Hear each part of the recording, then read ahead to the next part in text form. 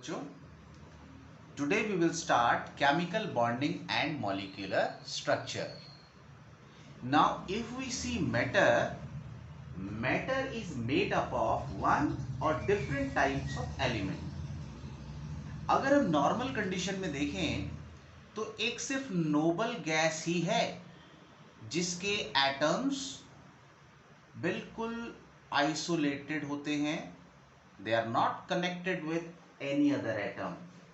They have their independent existence. मगर बाकी के जो अगर आप एटम्स को देखोगे, the different elements will combine their atoms and will form a group. किसी भी तरह का बच्चों ग्रुप हो सकता है. जैसे H2O में एलिमेंट ऑक्सीजन और हाइड्रोजन का ग्रुप है. So we have seen the groups of atom which exist together. ये जो बच्चों ग्रुप है, इस ग्रुप ऑफ एटम को कहते हैं molecule. Group of atom is called as molecule. Now the question arises. Here we have the noble gas atom which has the ability to exist individually. They are stable. They can exist as isolated atom. But in this case, they are forming group. Now the question arises, why they combine? Why they have definite shape? Now the question is, why they combine? And second, we have found the molecules have their definite shape. And what is the reason for their definite shape? तो इन questions का बच्चों हमें answers चाहिए. These questions were unresolved at that time. तो बच्चों, इस problem को solve करने के लिए हमें कुछ अप्रोचेस में जाना पड़ेगा, कुछ थ्योरीज को फॉलो करना पड़ेगा. Therefore, to answer these, we will follow first Kozal-Lewis approach. Valence shell electron pair repulsion theory, जिसको बच्चों VSEPR भी कहते हैं. Next, valence bond theory. Valence bond, or simply we will write VB. And then at last we will study molecular orbital theory. Molecular orbital or MO theory. So we will study these to answer the questions ki why do the atom combines and why they have the definite shape, their energy consideration and so on. Now, the Kozal-Lewis approach to chemical bonding. Lewis ने देखा कि जो noble gas के atoms हैं, they have 8 electron in their outermost shell. ये बच्चों बिल्कुल वैसे ही हैं जैसे एक क्यूब के कॉर्नर्स होते हैं.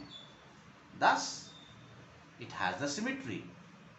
अगर हम इसको ज्वाइन करें तो हमें बच्चों क्यूब मिल जाएगा.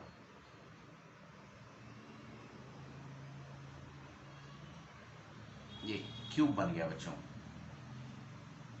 So if the atom has 8 electron in its outermost shell, it becomes stable. The electron occupies the corner of the cube. Electron occupies the corner. Noble gas elements have this 8 electron in their valence shell. It has 1 electron at every corner of the cube, so they have the stability. मगर कुछ other atoms को discuss करते हैं. जैसे अगर sodium है तो इसका सिर्फ एक कॉर्नर होगा, एक ही इलेक्ट्रॉन होगा. Calcium it will have only 2 electron. Chlorine it will have 7 electron. So it means in these cases their cube does not contain 1 electron at every corner. तो बच्चों इनमें अभी सिमेट्री नहीं है. तो ल्यूइस ने कहा कि if the remaining atoms which does not have their complete 8 electron in their valence shell, they do so by combining with the other atom and will acquire this stable state configuration. यानी atom क्या करें, दूसरे atom के साथ connection करें, दूसरे atom के साथ मिलें और अपने जो वैलेंस शेल है उसमें भी 8 इलेक्ट्रॉन्स एकोमोडेट कर लें. और बच्चों ये पॉसिबिलिटी अगर इस तरह के एटम्स में हो जैसे sodium, calcium. So, to need 8 electron in the outermost shell, if they lose these 1, 2 or 3, whatever the number of electrons which are less than 4, then the inner shell will have 8 electron and that will have the stability like this noble gas atom. तो ऐसे bond बनेंगे जिसमें electron का transfer होगा. Now this also can have 1 electron which can be given by the sodium, which again will contain 8 electron like this noble gas atom. तो कई बार बच्चों क्या होगा, ये जो ऑक्टेट कंप्लीट होगी वो ट्रांसफर ऑफ इलेक्ट्रॉन से होगी. Transfer of electrons number 1. और बच्चों पॉसिबिलिटी ये भी है कि the two atoms may share electron and complete their octet. So second is sharing of electrons. Now to explain the bonding, we need to show the valence electron. तो Lewis ने क्या किया, ल्यूइस ने atom को रखा centre पर and to show the valence electron, the same number of dot is being put around that element. जैसे lithium के पास बच्चों वैलेंस शेल में एक इलेक्ट्रॉन होता है, तो यहाँ पर हमने इसके अराउंड एक डॉट रख दिया. Beryllium has 2 electron in its valence shell. Boron has 3, carbon has 4, nitrogen has 5, oxygen has 6, fluorine contains 7 valence electron and neon contain 8 valence electron. तो इस तरीके से बच्चों ल्यूइस ने जितने वैलेंस इलेक्ट्रॉन्स होते हैं उतने dot around the central atom draw कर दिए. तो इससे फायदा ये हुआ, एक तो हम ग्रुप वैलेंस निकाल पाए. ग्रुप वैलेंस क्या होता है बच्चों, ग्रुप वैलेंस होता है कि कितने वैलेंस इलेक्ट्रॉन हैं या कितने अगर हम 8 में से सब्सट्रैक्ट कर दें 8 minus number of valence electron, that will also give us the value of group valence. तो इस तरीके से बच्चों इनका फायदा हुआ ग्रुप वैलेंस निकालने के लिए. सो वी कैन राइट दस बच्चों, you can write this dot expresses the number of valence electron and the significance of this valence electron is to find group valence, which is the number of valence electron or 8 minus the number of valence electrons. Now let us discuss the causal facts about the chemical bonding.